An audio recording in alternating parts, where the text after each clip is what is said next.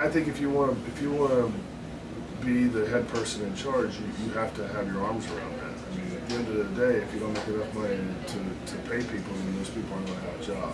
And I think that requires a much different kind of focus than running a brand does.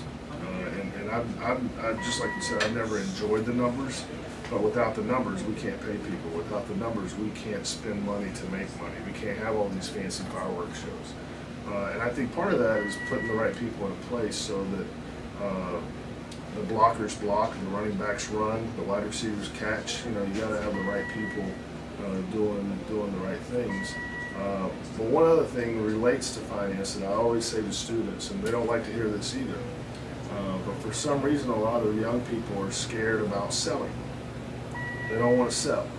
And let me tell you something, if you can sell and make somebody money, you will always have a job.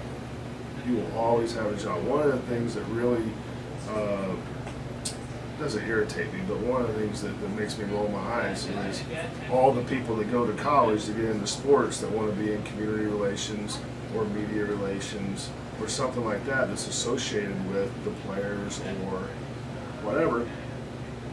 There's broadcasting is another one. There's all these people who want to do that, but hardly anybody ever comes up to me and says, I want to sell sponsorships or I want to sell tickets. If somebody came to me and said that, I would be interested in talking to them right away because that shows that they know what drives the business, which is revenue streams. I'm very much a revenue producer in running a franchise as opposed to a expense controller. You have to control your expenses, but I would much rather spend $1 to make $1.50 than cut something out of the budget. And that's something that you have to be very aggressive to maintain.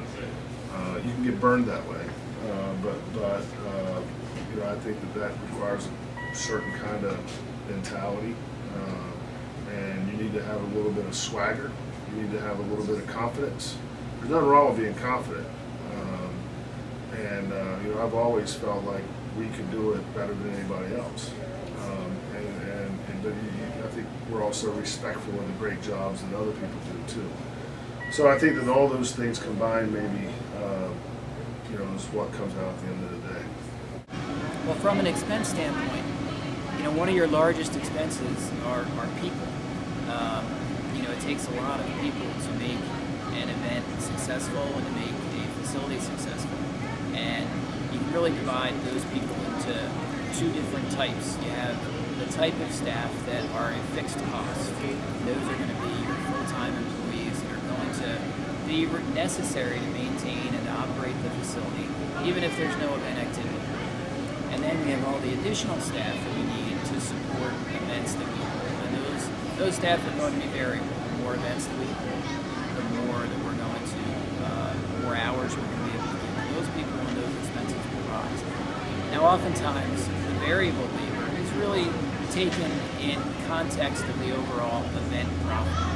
But the fixed labor is something that the facility is going to bear regardless, and really you're going to need to generate enough revenue from all your events to pay for all your fixed labor. Another major expense is utilities.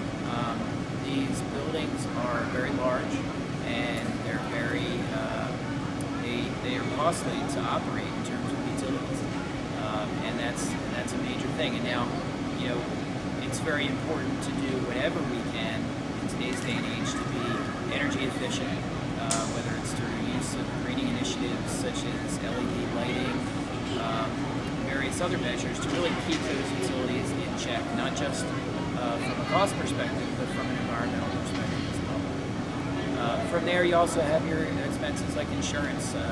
General liability insurance certainly is a large expense from the standpoint of your hosting patrons in your building, and you need to be properly insured from a liability standpoint. And then there's various other repairs and maintenance costs and all your other smaller costs that any business